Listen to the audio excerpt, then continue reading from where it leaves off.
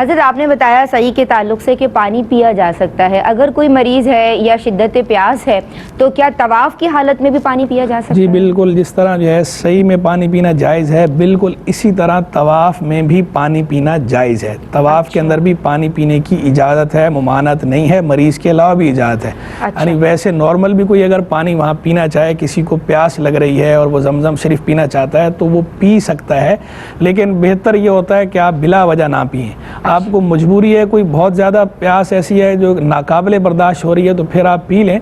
اور ویسے اگر کوئی پی لے تو بھی ہے تو جائز ہی، لیکن چونکہ عبادت ہے نا، طواف بھی عبادت ہے، تو آپ اپنی توجہ عبادت کی طرف رکھیں، بلا وجہ چھوڑ کے نہ جائیں کہ ابھی آپ کو معمولی سی پیاس لگی تو آپ کہیں ابھی میں جا کے پانی پی لیتا ہوں یا پی لیتی ہوں، پھر آپ دور گئے جا کے پانی پیا، پھر آ کے آپ وہاں سے طواف شروع کریں، تو بہتر آپ ایک فلو کے وہیں سے شروع کرنا ہوگا، بنا کرنی ہوگی۔ ہاں، تو آپ ایک فلو کے اندر یہ وہیں سے شروع کرنے کا جو معاملہ ہے تو ہم پہلے بتا چکے ہیں، وہی 4 چکر اور 4 سے کم چکر والا جو کئی دفعہ بتا چکا ہوں میں۔ تو آپ بہتر یہ ہے کہ آپ ایک فلو کے اندر جو طواف کر رہے ہیں وہ یا کر رہی ہیں وہ آپ جاری رکھیں، اس کے بعد آپ پانی پی لیں، زمزم شریف جو ہے وہ نوش کر لیں۔ لیکن اگر بالفرض ناقابل برداشت ہے یا واقعی کوئی ایسی بیماری ہے تو پینا چاہتے ہیں تو ٹھیک ہے، پی لیں، پینا بھی جائز ہے، گناہ نہیں ہے، بلکہ حضور جان عالم صلی اللہ تعالی علیہ وسلم سے بھی صحیح ابن خزیمہ کی ایک روایت کے مطابق ثابت ہے کہ سرکار علیہ السلام نے بھی طواف کے دوران جو ہے وہ شرب الماء، اپنے پانی نوش فرمایا ہے۔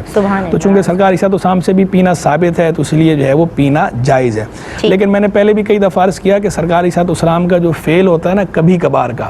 صرف کبھی کبھار کا فعل وہ اس بات سنیت کے لیے کافی نہیں ہوتا، اس کی بنا پر اسے سنت نہیں کہنا چاہیے۔ یعنی اب یہ نہیں کہہ سکتے ہم کہ سرکار علیہ السلام سے پینا ایک دفعہ ثابت ہے تو ہم یہ کہنا شروع کر دیں کہ طواف کے دوران پانی پینا سنت ہے۔ سنت نہیں، کیونکہ وہ کبھی کبھار کا، آپ نے فرمایا تھا کہ کئی بار کا ہونا چاہیے، تعدد ہونا ضروری، سنت قرار دینے کے لیے تعدد ہونا چاہیے۔ بار بار کوئی فعل سرکار علیہ السلام نے کیا ہو تو اسے سنت قرار دیا جا سکتا ہے، 1 2 بار 3 بار کا جو فعل ہے اسے سنت نہیں کہا جا سکتا۔ وہ سرکار علیہ السلام کا فعل تو ہے لیکن وہ سنت ہو ضروری نہیں، سنت طریقہ ہے، طریقہ وہی بنے گا۔ لفظ پہ غور کریں تو بھی یہی ہے، طریقہ بننا ہی وہی ہے، طریقے کا لفظ اسی کے لیے بولا جا سکتا ہے نا کہ جو کام بار بار کیا جاتا ہو۔ اگر ایک کام 1 بار ہوا یا 2 3 بار ہوا تو وہ طریقہ نہیں ہے، تو سنت کا معنی یہ ہے طریقہ۔ اور پہلے بھی میں نے کئی دفعہ عرض کیا کہ سنت جو ہے وہ طریقۃ مسلوکۃ فی الدین، وہ طریقہ جو دین میں رائج ہو، جس پر دین میں چلا جاتا ہو۔ تو ایک ہے کوئی کام کبھی کبھار کرنا، تو کبھی کبھار کرنا چونکہ ثابت ہے تو جواز تو اس سے ثابت ہو گیا